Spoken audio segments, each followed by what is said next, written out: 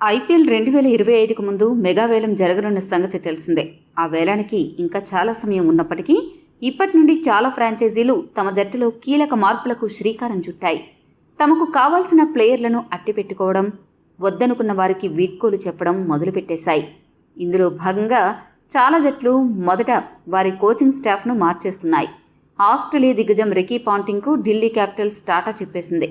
అదేవిధంగా ఇతర జట్లు కూడా తమ కోచ్లు, కెప్టెన్లను మార్చే పనిలో పడ్డాయి.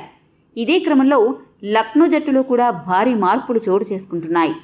మొదటగా లక్నో సూపర్ జైంట్స్ జట్టును కేఎల్ రాహుల్ వేడనున్నాడు అనే సమాచారం గత కొద్ది రోజులుగా నెట్టింట చక్కర్లు కొడుతోంది. గత ఐపీఎల్ సీజన్లో ఆ జట్టు యజమాని సంజీవ్ గోయంకాతో రాహుల్కి విభేదాలు చెలరేగిన సంగతి తెలుసు.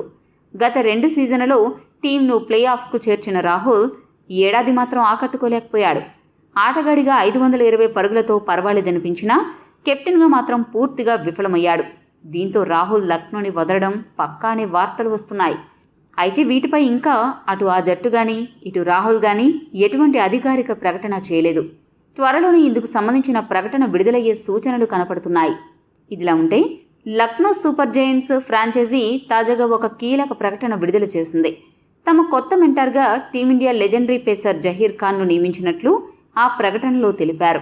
ఈ మేరకు ఓ స్పెషల్ వీడియోను రిలీజ్ చేసింది ఎల్ఎస్జీ జట్టు.